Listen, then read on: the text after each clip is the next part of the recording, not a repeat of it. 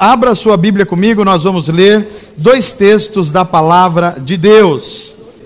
Nós vamos ler dois textos da Palavra de Deus. O primeiro deles, João, Evangelho de João, capítulo 3, versos do 1 ao 16. João, capítulo 3. Conversa de Jesus com um homem chamado Nicodemos, um mestre da lei judaica. E uma conversa das mais interessantes. Nós vamos ler do 1 ao 16. E depois que você achar, marque aí e vá à carta de Tiago. Tiago, lá depois de Hebreus. Você acha o capítulo 1, nós vamos ler apenas um verso. O verso de número 27. Primeiro João 3, 1. Depois Tiago 1. Quero dar boas-vindas aos amigos que estão nos assistindo pela internet. Essas mensagens e os cultos são colocados à disposição ao vivo e as mensagens são disponibilizadas durante a semana. Normalmente na segunda noite ou na terça de manhã já está disponível as mensagens. Todas elas, inclusive as das séries, estão disponíveis na internet. Você pode visitar o site da Comunidade Atos, as redes sociais. Cada vez mais a gente está se inserindo para que você tenha oportunidade, tenha material bíblico para você ter o seu tempo devocional. E isso é da maior importância. Todos acharam?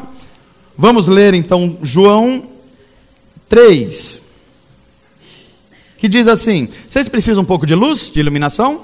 É bom? Então vamos lá para a gente, depois que a gente passa dos 25... assim, vai ficando mais difícil para a gente ver, né? Então vamos colaborar com todos nós. Diz assim o texto bíblico: havia um fariseu chamado Nicodemos, uma autoridade entre os judeus. Ele veio a Jesus à noite e disse: Mestre, nós sabemos que ensinas da parte de Deus, pois ninguém pode realizar os sinais miraculosos que estás fazendo se Deus não for com ele. Em resposta, Jesus declarou: digo-lhe a verdade, ninguém pode ver o reino de Deus se não nascer de novo. E perguntou Nicodemos: como assim? Como alguém pode nascer sendo velho? É claro que não pode entrar pela segunda vez no ventre da sua mãe e renascer. Respondeu Jesus: digo-lhe a verdade, ninguém pode entrar no reino de Deus se não nascer da água e do Espírito. O que nasce da carne é carne, mas o que nasce do Espírito é Espírito. Não se surpreenda pelo fato de eu ter dito: é necessário que vocês nasçam de novo. O vento sopra onde quer, você o escuta, mas não pode dizer de onde vem e nem para onde vai. Assim acontece com todos os nascidos do Espírito. Perguntou Nicodemos: como pode ser isso? Disse-lhe Jesus: você é mestre em Israel, você é mestre da religião e não entende essas coisas? Asseguro-lhe que nós falamos do que conhecemos e testemunhamos do que vimos, mas mesmo assim vocês não aceitam o nosso testemunho. Eu lhes falei de coisas terrenas e vocês não creram. Como é que vocês vão crer se eu lhes falar de coisas celestiais? Ninguém jamais subiu ao céu a não ser aquele que veio do céu, o Filho do Homem. Da mesma forma como Moisés levantou a serpente no deserto, assim também é necessário que o Filho do Homem seja levantado, para que todo o que nele crer tenha a vida eterna. Verso 16, um dos versos mais conhecidos da Bíblia Sagrada. Porque Deus tanto amou o mundo que deu o seu Filho unigênito, para que todo o que nele crer não pereça, mas tenha a vida eterna. Lemos João 3, uma conversa de Jesus com um líder da religião judaica. Agora nós vamos ler Tiago, apenas um verso. E Tiago vai nos dizer o que é a religião segundo Deus. E ele diz assim: a religião que Deus, o nosso Pai, aceita como pura e imaculada é esta. Qual? Cuidar dos órfãos e das viúvas em suas dificuldades. E em segundo lugar, não se deixar corromper pelo mundo. Amém. Fecha os teus olhos, vamos orar. Pai, obrigado pela tua palavra que é sempre viva, eficaz. Obrigado por Jesus Cristo, o nosso Senhor. Obrigado por essa comunidade de fé, os irmãos e amigos que aqui estão. Pedimos que esse Espírito Santo, ao qual nós cantamos, continue a se manifestar, continue a curar-nos, continue a nos iluminar na mente e aquecer o nosso coração. Continua fazendo a tua obra nesta noite em nós, em nome de Jesus. Amém.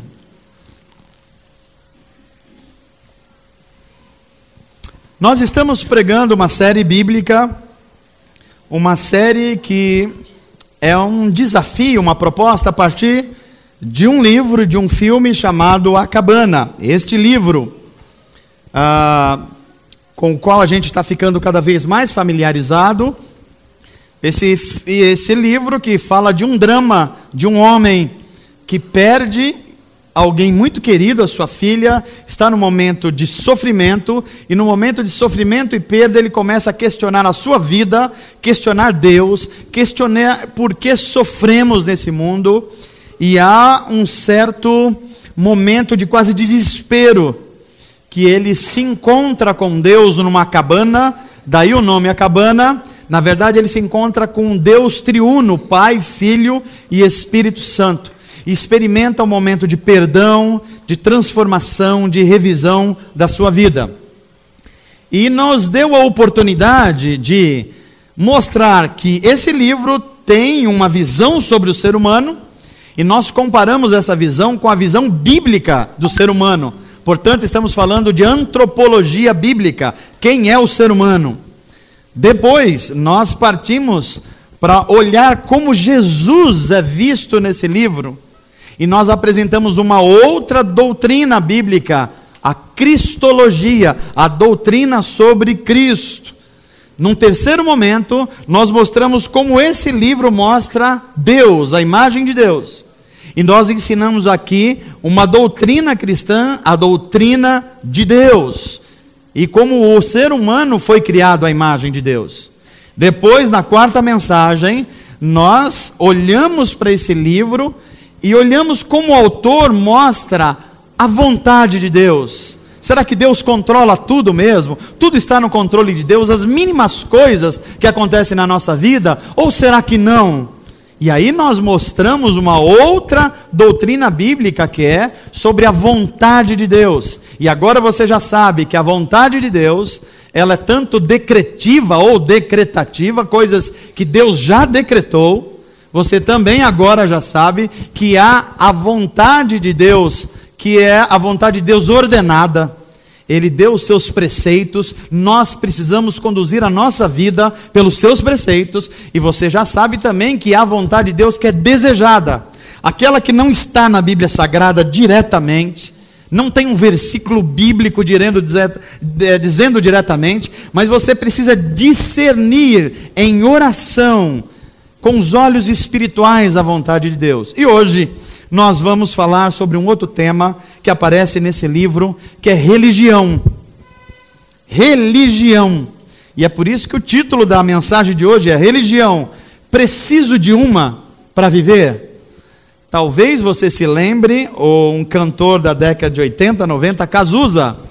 Cazuza fez uma música cujo nome era Ideologia. Eu quero uma para viver. Vocês conhecem esse hino ou não? Não está na harpa cristã, nem no cantor cristão. É uma música, e ele dizia assim: meus heróis morreram de overdose, os meus inimigos estão no poder, eu preciso de um centro, eu preciso de uma ideologia para viver. A nossa pergunta varia um pouquinho, não é sobre ideologia, mas é sobre religião. Religião, eu preciso de uma para viver? E a gente começa dizendo que a religião, ela tem dois aspectos hoje que são quase um paradoxo. Primeiro aspecto é que a religião, diríamos, ela está sob júdice. Nunca a religião foi tanto questionada. Nunca a religião esteve sob tanta crítica. Principalmente com os problemas que têm acontecido de terrorismo, ou se não a fé sendo vendida comercialmente. Então a religião está sob júdice de um lado. Mas do outro lado, a religião não só tem mantido os seus adeptos, como em alguns casos tem aumentado. Ou seja, quanto mais se reclama da religião, parece que tem mais gente procurando a religião. E a pergunta que nos cabe aqui é: o que é então a religião? A religião, a gente poderia responder assim: religião é a crença de que existe algo para além das coisas do mundo material. Se você pensar em religião, a vida não é só matéria, a vida não é só as coisas que eu pego, que eu enxergo. A vida, a gente tem a intuição, pelo menos, de que a vida é muito mais do que você estudar um pouco, trabalhar um pouco, ganhar um pouco de dinheiro, seguir uma carreira e depois você morre e acabou tudo. Mesmo uma pessoa que não seja religiosa, ela tem uma intuição que a vida deve ser muito mais do que isso. Não pode ser só isso. Então, quando nós estamos falando sobre isso, estamos falando no campo da religião. A gente pode também entender religião como uma busca por transcendência. É aquela percepção de que você tem contato com coisas que estão para além daquilo que é comum aos seres humanos. Você pode falar com alguém, orar, você pode ter percepções espirituais, isso também é religião.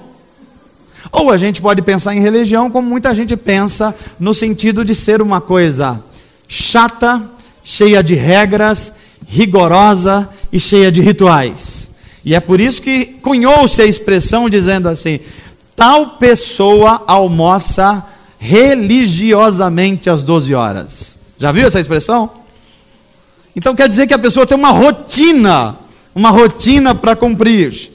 Essas são ideias de religião que eu estou colocando aqui. Mas eu queria colocar mais 3 visões de mundo sobre a religião, que vai ajudar a você a fazer uma avaliação de você mesmo.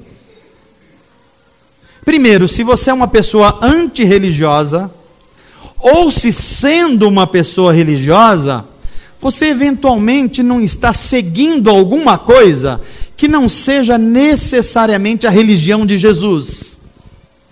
E tem muita coisa com nome de, parecido com, mas que não é a religião de Jesus.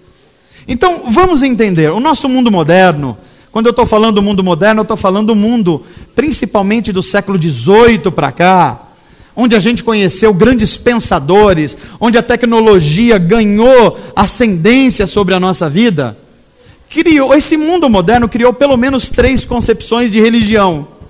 3 concepções. A primeira é a concepção a partir do mundo materialista. Ou seja, o mundo das pessoas que entendem que, de fato, o que a gente tem que fazer com a nossa vida é o mundo da matéria, é o mundo natural, é as coisas que eu vejo. Esse mundo que é chamado de visão materialista de mundo, a religião para esse mundo, ela nada mais é que o ópio do povo. A religião é um modo de manter o sujeito no lugar que ele está, de sofrimento, enganando ele com algumas frases de efeito, com algumas promessas sobre o mundo espiritual. Então ele se sossega naquele ambiente que ele está, porque religião é isso. Religião é para enganar as pessoas, ela é o ópio do povo. Isso é uma visão. Uma visão, inclusive, que muita gente tem seguido. Uma segunda visão é o que eu chamaria da visão psicanalística da religião. É aquela ideia de que o ser humano é uma máquina biológica E se ele é uma máquina biológica, ele está programado para fazer algumas coisas. Ele está programado para ter fome, ele está programado para ter sono, ele está programado para ter desejo sexual, ele está programado para descansar, ele está programado de forma geral. É a visão mecanicista da vida. E se é assim, o ser humano tem que dar vazão a essas vontades, a esses desejos. E a religião, inclusive, é um problema, porque a religião é moralista. Ela vai dizer assim: não, isso está errado, aquilo está errado, isso você não pode fazer, isso você não deve fazer. Então, para essa visão, a religião é uma neurose. É uma neurose para o ser humano. Então, todo mundo que vai para a religião é gente neurótico, é gente moralista, é gente que não quer ser feliz na vida. É uma visão de mundo. Tem uma terceira visão, que é a visão nihilista de mundo. Nihilismo, gente, é uma escola de filosofia que não vê sentido na vida. A vida vai acontecendo, mas ela não tem muito sentido. A gente está aqui nesse mundo, a gente vive aí uns 40, 50, 80 anos, depois a vida acaba, e assim mesmo. E a gente tem que se acostumar com isso. E para essa visão da religião, a visão é que a religião não tem a menor importância. E por que a religião não tem a menor importância? Porque Deus morreu. Na cultura moderna, a gente não precisa mais de Deus e nem da ideia de Deus. Porque agora a gente tem medicina atômica. Agora a gente tem tecnologia para prolongar a vida. Agora a gente vai à lua. Agora a gente é capaz de curar algumas doenças que eram incuráveis. Então, Deus morreu. Deus não precisa mais aparecer na nossa cultura. Então, aqui é a religião. A religião é uma coisa que não tem mais sentido. Era uma coisa para os povos atrasados, era um povo para a época medieval, gente misticista ou mística, mas agora a gente não tem mais necessidade sobre isso. Eis aqui algumas visões que continuam influenciando o mundo moderno que a gente vive. E aí nós voltamos para esse livro aqui. O livro A Cabana, ele parece que aborda essas visões aqui de mundo num diálogo que acontece entre o personagem Mac e o personagem, por assim dizer, Jesus Cristo. Eu vou ler aqui um trecho que é muito interessante do livro. Jesus diria assim para Mac, o personagem do livro. O Mac estava reclamando da religião e Jesus diria assim: Mac, isso é porque você só está vendo a instituição, que é um tema feito pelo ser humano. Não foi isso que eu vim construir. Jesus dizendo: o que vejo são as pessoas e as suas vidas. Uma comunidade que vive e respira, feita de todos que me amam, e não de prédios, e não de regras, e não de programas. Isso é uma visão. Quando a gente pega mais um texto aqui, a gente vai ver ainda uma frase de Jesus dizendo ao Mac, o personagem, dizendo: falando de modo simples, Mac, a religião, a política e a economia são ferramentas terríveis que muitos usam para sustentar suas ilusões de segurança e controle.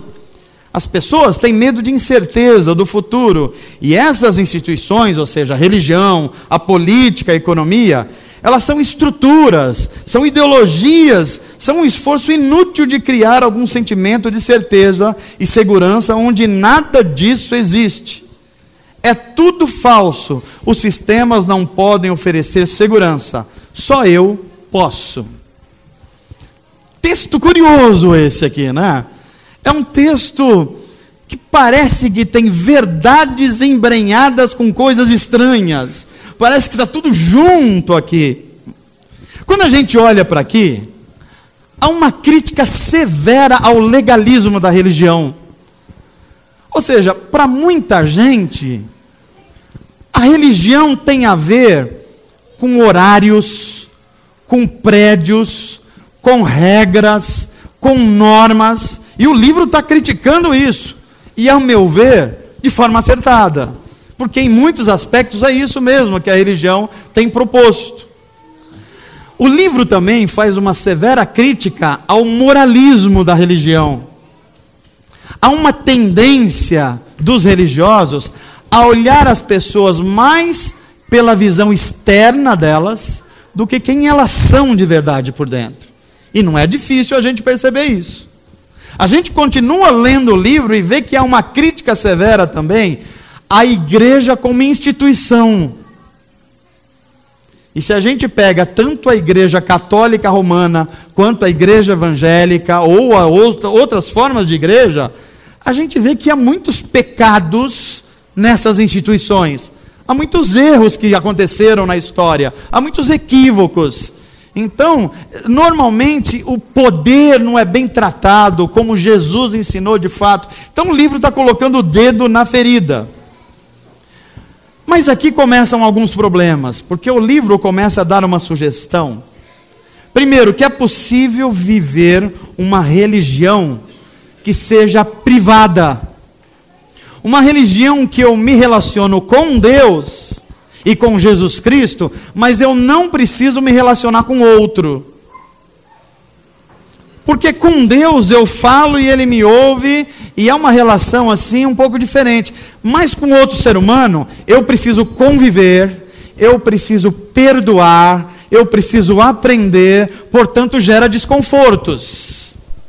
E parece que esse tipo de religião o livro não quis abordar. Também dá uma ideia de que Jesus era uma pessoa antirreligiosa, que inclusive ele falou muito contra o judaísmo da sua época, que os embates de Jesus eram contra sacerdotes, fariseus. Então, aqui há uma ideia de que Jesus era antirreligioso. E também há uma terceira ideia, que a fé em Deus, a fé em Jesus Cristo, ela pode ser apenas uma fé relacional.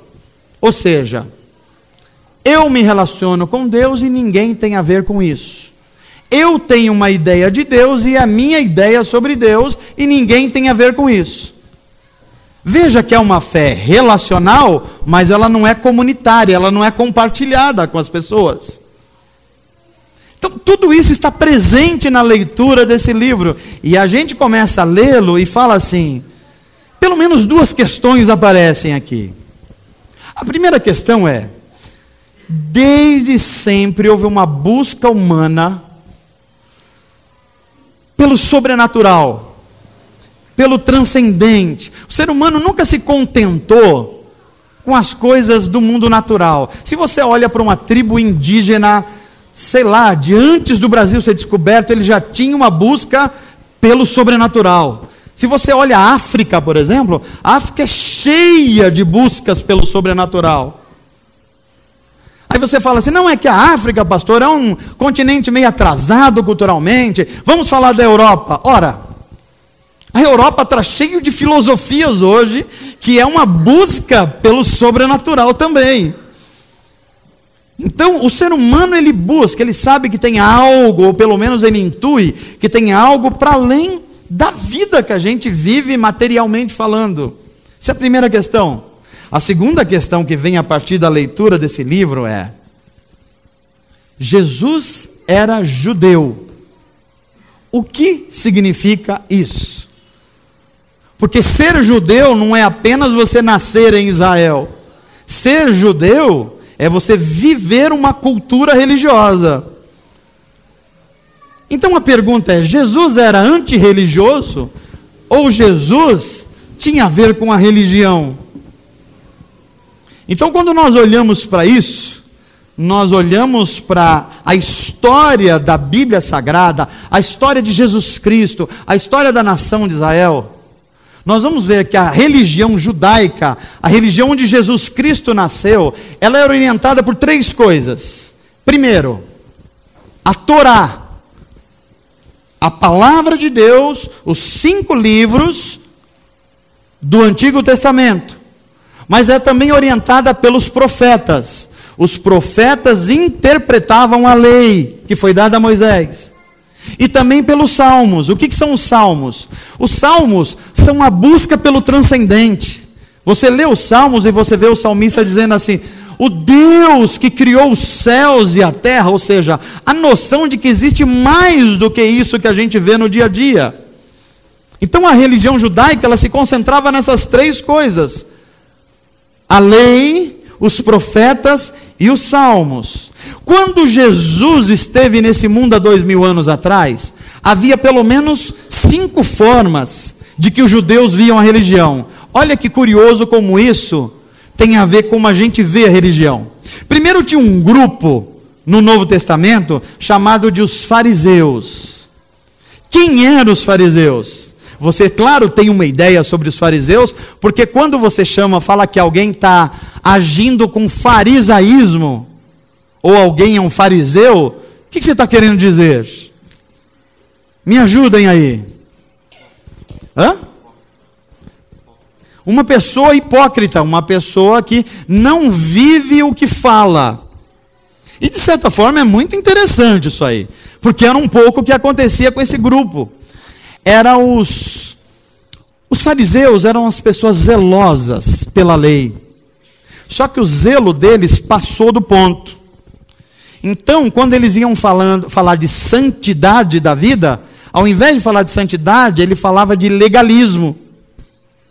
Ao invés deles falarem sobre as boas novas do Evangelho, eles falavam da tradição religiosa.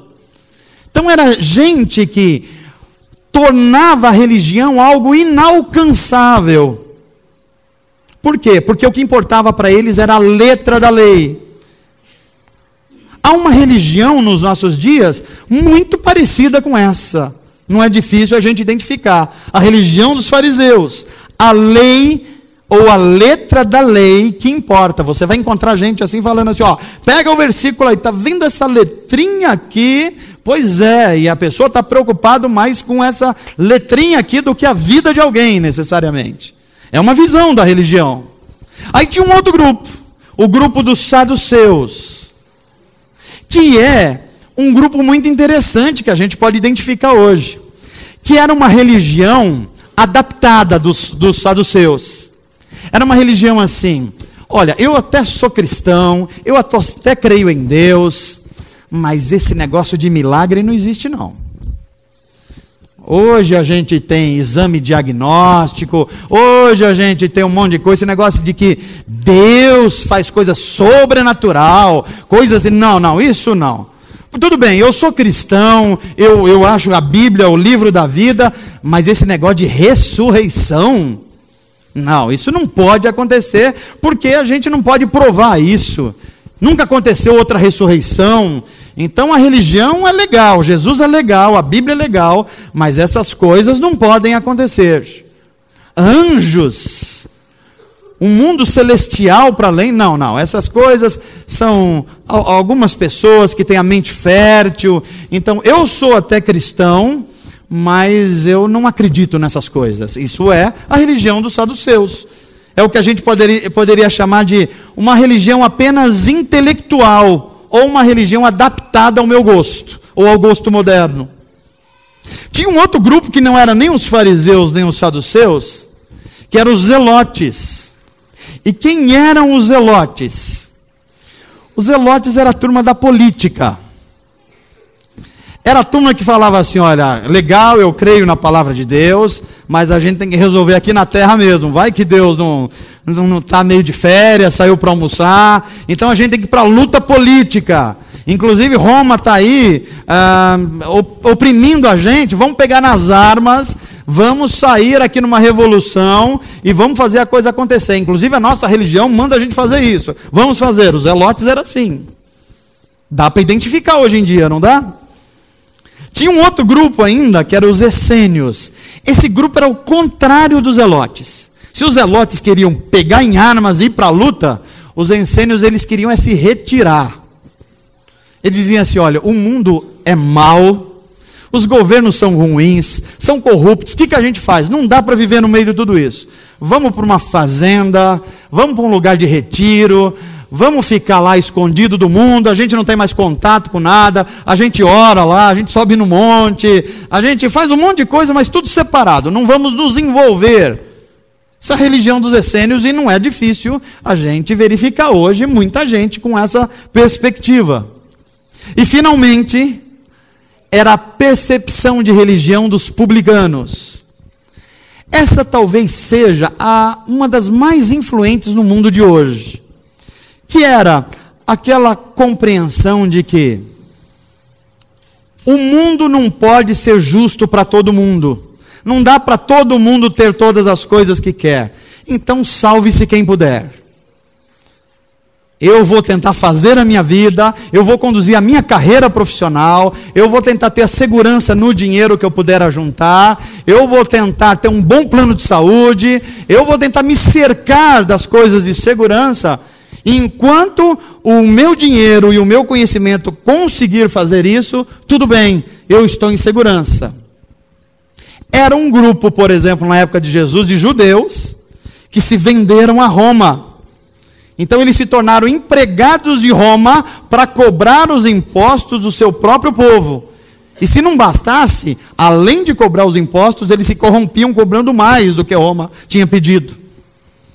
Não é difícil a gente ver uma religião assim, em que as pessoas buscam nas igrejas, nos pastores, nos padres, nos sacerdotes, gurus espirituais, para que ensine a eles a ter segurança em alguma coisa. Então nascem as campanhas, os eventos, as apostilas, todo um mundo de coisas ensinando assim: 5 passos para você ser feliz. Ou se não, 4 modos de você ser próspero. Como se todo ser humano fosse igual, e a gente encaixasse todo mundo numa caixinha, e o que deu certo para uma coisa vai dar certo para todo mundo.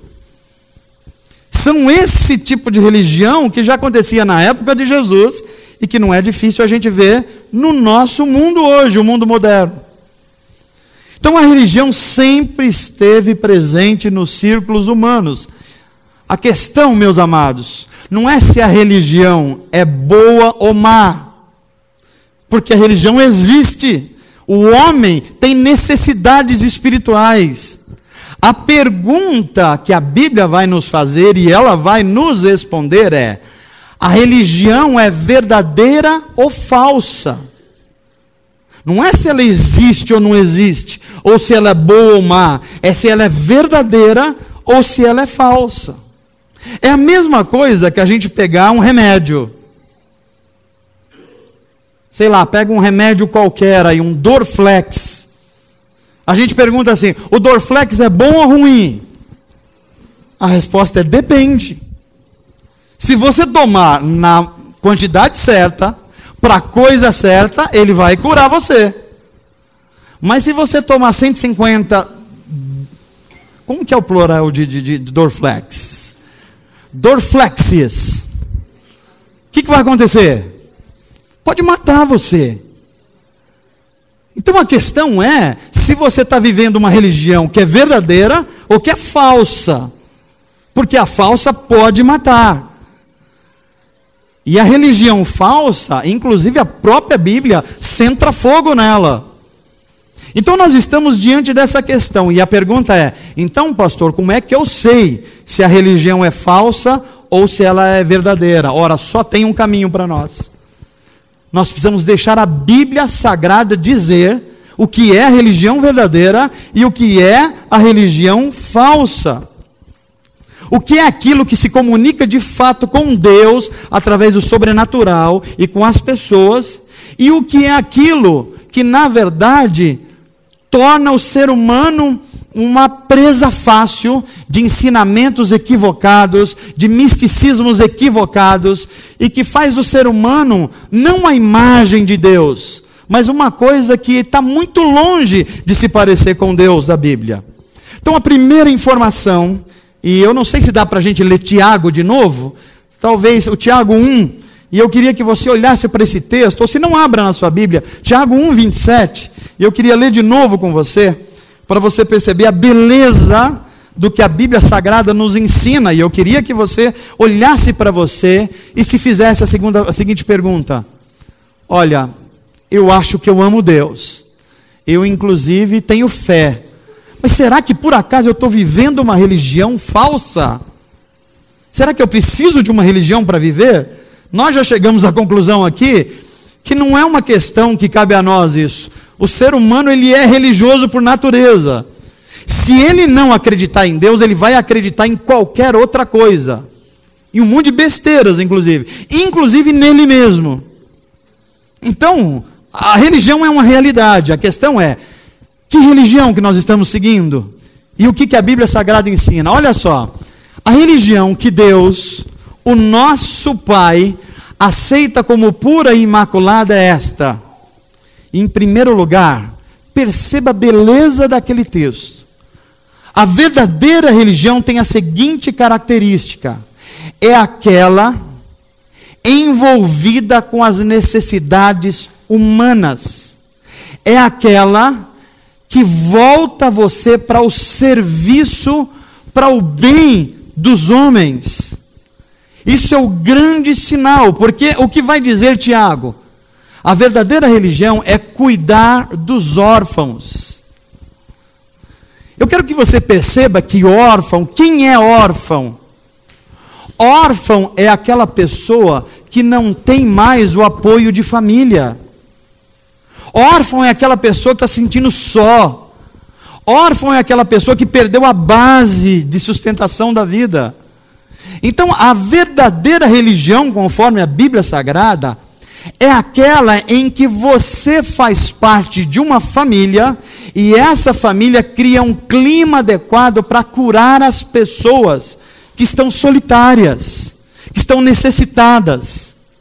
Então, conforme Tiago, uma religião só é verdadeira quando ela se envolve com as necessidades do mundo. Não pode ser uma religião teórica e nem uma religião privada que eu vou aos ambientes religiosos para eu conseguir me dar bem.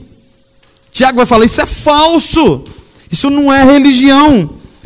Porque a religião verdadeira, ela precisa se envolver com as necessidades dos outros. Mas olha o que ele diz.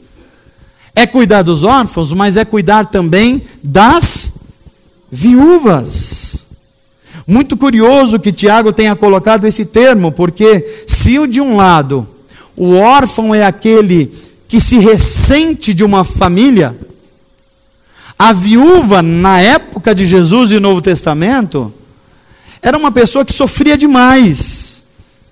Hoje em dia a viúva já tem problema, mas naquela época tinha muito mais. Porque não tinha INSS naquela época.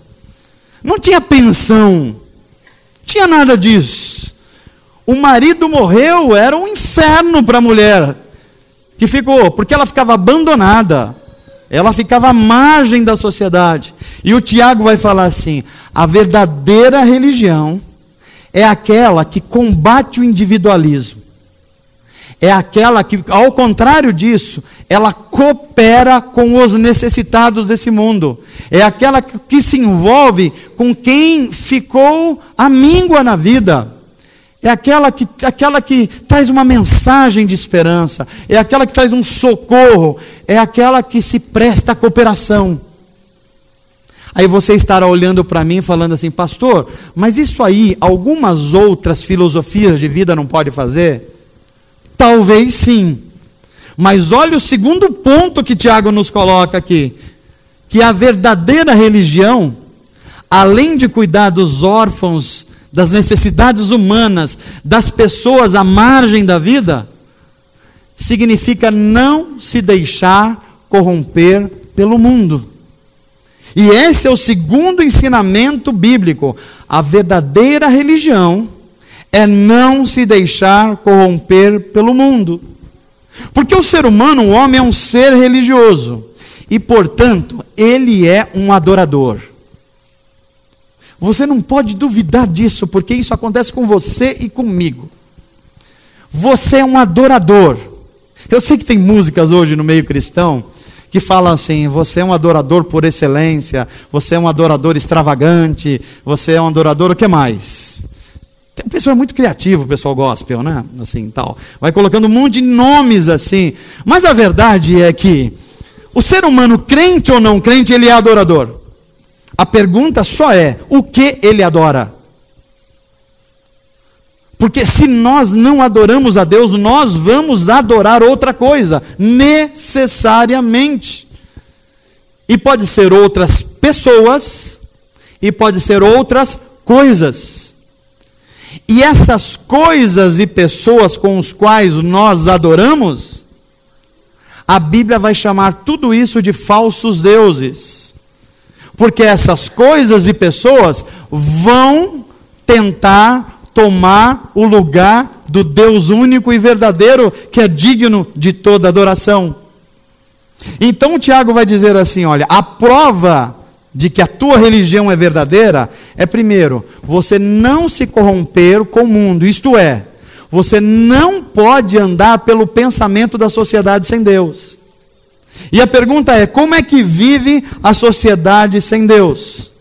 A sociedade sem Deus vive substituindo Deus por outras coisas. Você quer ver uma coisa que nós achamos que estamos lidando com Deus, mas Deus não é o fim da adoração, Deus é o meio para eu atingir um outro fim? É quando eu falo com Deus assim, Deus, o seguinte, precisa acontecer algumas coisas na minha vida. Se acontecer, eu vou te servir. Se não acontecer, o Senhor não é mais necessário na minha vida. Quando eu digo isso, essa relação com Deus não tem mais nada a ver com religião verdadeira e com adoração. Porque o que você quer mesmo é esse fim. E Deus é usado como um meio para atingir esse fim. Por exemplo, nós cristãos que lidamos com o nosso dinheiro e com dízimo, e a gente quer ser bem sucedido, e não há problema nenhum nisso, Deus ama nos abençoar, mas a gente diz assim, Deus, a partir do mês que vem, de julho, eu nunca dei o dízimo, mas eu vou passar a dar o dízimo. E aí eu quero ver o que vai acontecer. Eu quero ver mesmo se o Senhor funciona. Então veja, eu estou adorando o quê? Eu estou adorando alguma outra coisa, e Deus é uma ferramenta para eu atingir essa outra coisa. Olha a sua carreira profissional, por exemplo. Você pode andar com Deus na sua carreira profissional e ser bem sucedido, ou você pode praticar uma outra religião, que é o seguinte, olha, o Deus que eu sirvo é assim, ele derruba o ímpio, passa a chinela no ímpio, para colocar eu que sou justo no lugar do ímpio. Então você não se prepara, você não tem um bom testemunho, você não estuda, você não ora a respeito disso, você vive arrumando um jeitinho de falar assim, Deus, dá um chapéu nesse cara que está no lugar que eu tenho que estar. Isso não é religião, e muito menos verdadeira. Isso é uma outra coisa absolutamente diferente. O Tiago vai dizer assim, que a verdadeira religião é não se corromper com o mundo, não é viver como o mundo vive. Aí veja que algumas religiões estão sendo praticadas em nome de Deus hoje. A primeira religião que eu chamo é hedonismo.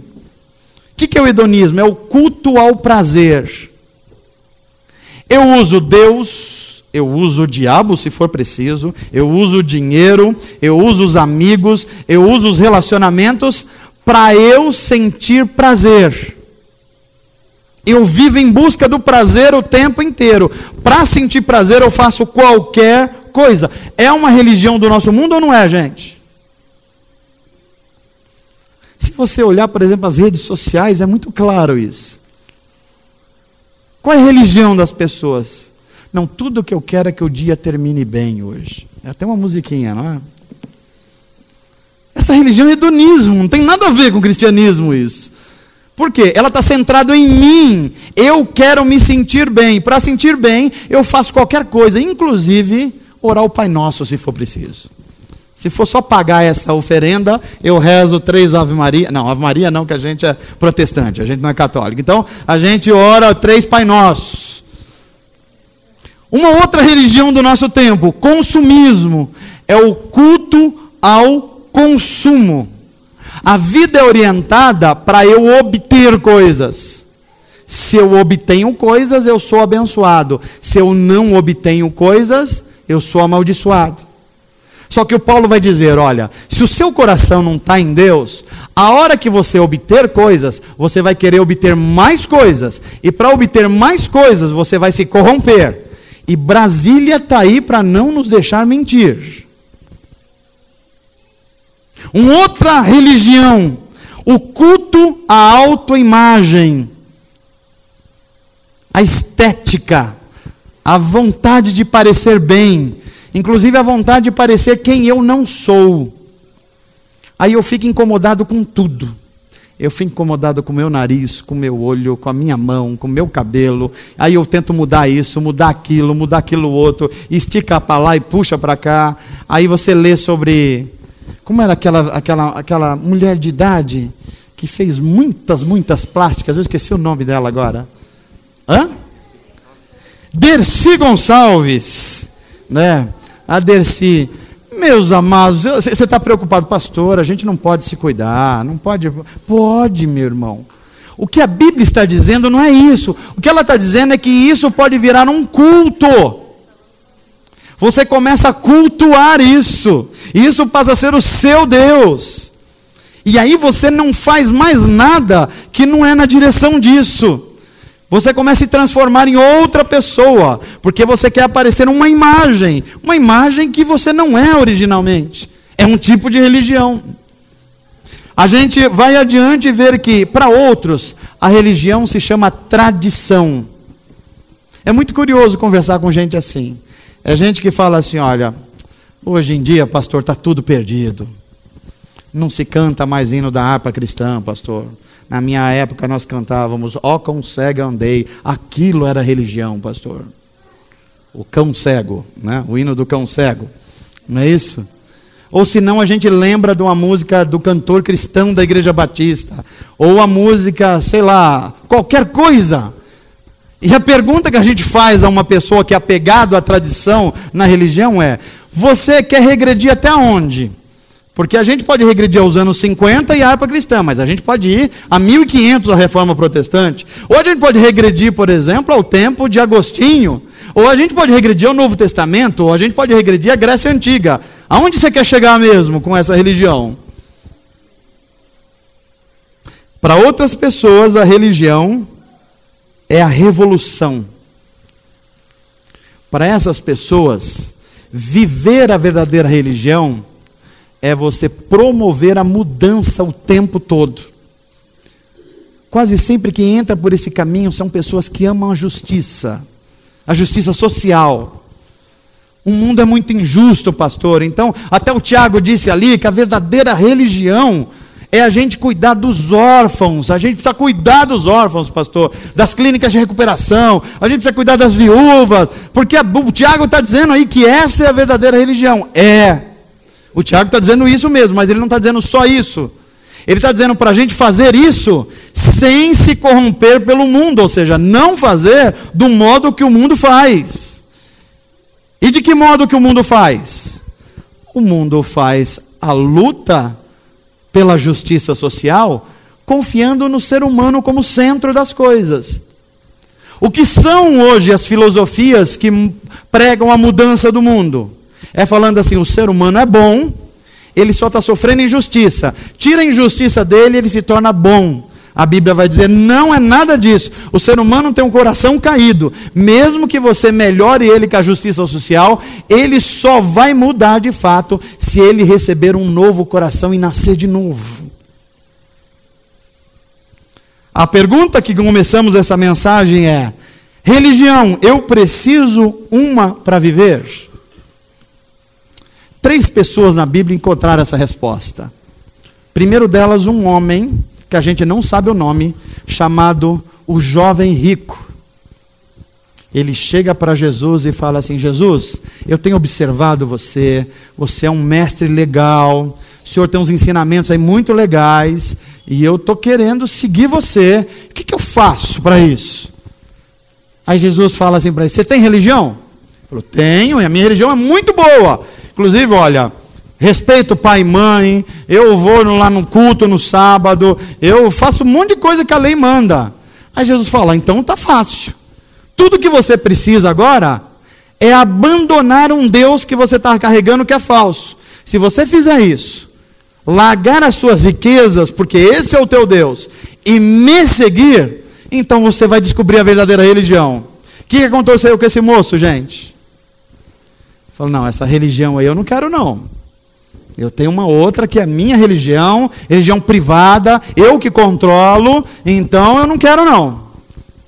Mas os exemplos são melhores. Tem uma segunda pessoa na Bíblia. Essa é uma mulher. Uma mulher que a gente também não sabe o nome dela é só dito samaritana.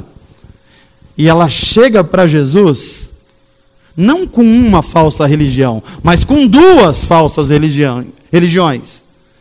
Porque a primeira pergunta dela para Jesus ou uma das perguntas: Jesus, onde é que se adora? Em Samaria ou em Jerusalém? Ela falou assim: olha, a minha religião é boa, eu só preciso tirar uma dúvida aqui. Onde é que a gente adora? E a pergunta de Jesus, a resposta de Jesus para ela é: você está restringindo a adoração a uma denominação, a uma localização geográfica, a uma expressão religiosa. E a verdadeira religião não tem nada a ver com isso. Mas essa mulher tinha uma outra religião também. Era a sede de ser amada por um homem. Como nenhum homem fez isso a ela, amou ela de verdade, ela começou a provar vários homens, vários relacionamentos, e fez disso uma religião própria. A busca por se sentir amada. Não pouca gente tem buscado esse caminho. Eu vou ser amado de qualquer jeito, pastor. Nem que seja no último momento, nem que eu tenha que fazer uma loucura, eu vou ser amado. E tem gente entrando por esse caminho. Mas quando ela conheceu Jesus, Jesus disse para ela assim: sabe as sedes que tem na sua alma? Eu vou dar uma água para você, que você nunca mais vai sentir essas sedes. O que Jesus está falando tem uma religião falsa que eu estou denunciando, e eu estou dando a você a verdadeira religião, essa água da vida, essa água que vai tirar as suas angústias, as suas sedes de ser amada. Eu vou te mostrar de fato o verdadeiro amor. A gente vê um terceiro personagem, Nicodemos. Esse parecia irretocável. Ele chega para Jesus e fala assim: eu sei que tu és de Deus, porque ninguém pode fazer o que o Senhor faz. Muito curioso essa religião de Nicodemos.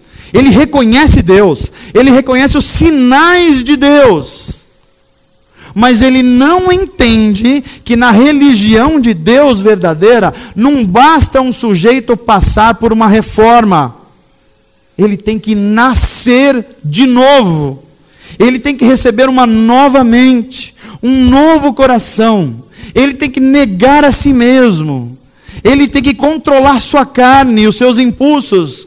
Ele tem que viver uma nova vida para Deus. E aí, quando esse homem se encontra com Jesus, e Jesus fala assim: olha, Nicodemos, você precisa nascer de novo. E Nicodemos olha para Jesus e fala assim: isso é impossível. Eu já sou um homem de idade, como é que eu vou voltar de novo para o ventre da minha mãe? E Jesus tem um senso de ironia. Não sei se você percebe, Jesus tem uma ironia fina, inteligente. Porque Jesus olha para Nicodemos, que é um mestre no judaísmo, um mestre da religião, e fala assim: ô Nicodemos, eu estou falando uma coisa aqui de pré-primário para você, da religião, e você não está entendendo. Já pensou se eu começar a falar no doutorado da religião aqui? Eu estou falando das coisas básicas para você e você não está entendendo. Já pensou se eu começar a falar das coisas celestiais? Aí Jesus olha com amor para Nicodemos e fala aquele verso que eu e você talvez crescemos ouvindo: porque Deus amou você, Nicodemos. Deus amou você, Maria. Deus amou você, João. Deus amou você, Paulo. Deus amou todos nós aqui. E como é que foi esse amor? Ele fala assim: de tal maneira que Ele nos deu Jesus Cristo. E dar Jesus Cristo significa o quê? Deus abrir mão do que é mais valoroso para Ele. Olha, Deus ensinando para nós a verdadeira religião. A verdadeira religião é aquela que abre mão de si mesmo para abençoar os outros. É o que Deus fez. Porque Deus amou o mundo de tal maneira que deu o seu Filho unigênito. Outra mensagem para a gente. A verdadeira religião é aquela que, mesmo tendo uma coisa só, é capaz de repartir. Era o Filho unigênito, para que todo aquele que nele crê não pereça, mas tenha a vida eterna. Tem muita gente boa andando por religiões que parecem interessantes, mas que estão saindo do caminho da vida eterna. Porque o caminho da vida eterna passa necessariamente por conhecer Jesus de Nazaré. Amém, gente? E quando nós olhamos para Jesus de Nazaré, nós vemos alguém que não apenas tinha uma religião, mas alguém que encarnou essa religião. De tal forma que a mensagem de Jesus não era assim: olha pessoal, eu sei qual é o caminho, eu sei qual é a verdade, eu sei qual é a vida. Não era isso não. A mensagem de Jesus é: eu sou o caminho, eu sou a verdade. A verdadeira religião é quando tudo aquilo que você aprendeu, que você viveu, começa a ser tão natural em você, que passa a se confundir com você mesmo. E é por isso que ele fala assim: vocês querem me seguir? Eu vou livrar você dos seus pesos, dos seus traumas, das suas culpas, e vou dar a vocês um fardo que é leve e um jugo que é suave. E aqui eu estou terminando a minha mensagem com uma coisa que Jesus me ensina tremendamente. A religião de Jesus, a religião verdadeira, não é religião que impõe um cabresto às pessoas, que subjuga as pessoas, que aprisiona as pessoas, que coloca as pessoas em rotinas infatigáveis. Não é essa. Mas alguém pode pensar assim: então pastor, Jesus é o cara do amor, é o cara da bondade, e a gente está tranquilo, a gente vive só amando Deus, e a gente vive do jeito que a gente acha. Não, porque Jesus vai falar que tem um fardo. É que esse fardo é leve, e ele vai dizer que também tem um jugo, só que esse jugo é suave. Quem anda com Jesus aprende que a lei se torna graça, que a lei se torna por amor. É por isso que os salmistas, quando escreviam, eles diziam assim: eu amo a tua lei. Como alguém pode amar a lei? Só quando a lei está dentro dele, está encarnada nele, fez ele viver uma nova vida. Aliás, a lei só pode se tornar amor quando alguém nasce de novo, nasce da água e nasce do Espírito de Deus. Amém, gente? A minha oração é que cada um de nós saia daqui dessa noite dizendo assim: será que eu estou seguindo a verdadeira religião? Será que eu não estou sendo um saduceus desse tempo aqui, adaptando a fé e a igreja à minha vida, aos meus horários, ao meu dinheiro, à minha disponibilidade? Essa religião é falsa, porque uma religião que se adapta totalmente a você não é a religião de um Deus, nem um Deus qualquer, e muito menos o Deus da Bíblia. É a sua religião. E se você não pode salvar a si mesmo, imagina a sua própria religião. Você deve desconfiar que a verdade última, tem que estar necessariamente fora de você. Porque se você se achar a verdade última, você criou uma religião para você mesmo. E você vai ver que você não é confiável para isso. Você tem certeza disso? Eu estou certo. E é por isso que o chamado de Jesus é: vinde a mim, os cansados das suas religiões particulares, os sobrecarregados dos seus pensamentos particulares, e eu vou aliviar vocês. Amém, gente? E a gente fala assim: como é que Jesus nos alivia? É tirando um fardo pesado por nenhum fardo, é isso, gente? Não, é um fardo da obrigação pelo fardo do amor. Então tudo que nós fazemos não é porque somos obrigados a fazer, é porque fazemos aquilo que os nascidos de novo fazem, aquilo que só poderíamos fazer. É por isso que aquele que segue a Jesus, e aqui eu caminho para a última parte da minha mensagem, não é aquela pessoa que se esforça para fazer o bem. Isso não é um seguidor de Jesus, isso é um seguidor da religião. Porque o que esforça para fazer o bem, no final da história, ele vai achar que fez o que fez de bom, porque ele é bom. Os seguidores de Jesus é aqueles que vão assimilando tanto sobre Jesus, sobre a vida de Jesus, sobre o comportamento de Jesus, sobre a obediência de Jesus, sobre a disponibilidade de Jesus, que eles passam a se comportar como Jesus. Então o comportamento é natural. É dessas pessoas que o Pai está procurando. E é por isso que na resposta de Jesus é assim para a mulher samaritana: os verdadeiros adoradores. Veja que engraçado, Jesus não diz que não tem adoradores. Ele fala que tem verdadeiro. Se tem verdadeiro é porque tem o falso. Tem a falsa religião. Mas ele diz: os verdadeiros adoradores adoram o Pai em espírito e em verdade. É saber por que adora e adorar sendo conduzida a sua vida pelo Espírito Santo de Deus. Amém, gente? Quem sabe o Espírito de Deus está falando ao seu coração hoje, para você colocar em xeque a religião que você está vivendo. Vocês que estão aqui, eu que estou aqui, as pessoas que estão vendo pela internet, repense que religião você está vivendo. E ao invés de você perguntar assim: religião, eu preciso de uma para viver? A pergunta é: eu estou vivendo uma religião que é falsa ou verdadeira? E se a resposta é: provavelmente eu estou vivendo uma religião falsa, é para você mesmo que Jesus está dizendo: vinde a mim, os que estão cansados, sobrecarregados, os que estão machucados pela falsa religião, e eu vou vos aliviar com a minha religião, que é a religião em que o fardo é leve e o jugo é suave, porque é a graça de Deus, e graça de Deus não tem mérito, os méritos estão em Jesus Cristo. Quando você aceita isso, os méritos de Jesus Cristo são creditados a você em justiça, e é precisamente isso que a Bíblia chama de justificação. Deus olha você pelos créditos de Jesus Cristo. Então Deus ama você, Deus acolhe você como filho, Deus faz você uma nova criatura, porque de fato você nasceu de novo. Amém, gente? Que Deus abençoe cada um de nós, que o Espírito Santo comunique ao nosso coração, e que a gente viva de fato essa verdadeira religião, para a glória de Deus, em nome de Jesus. Amém.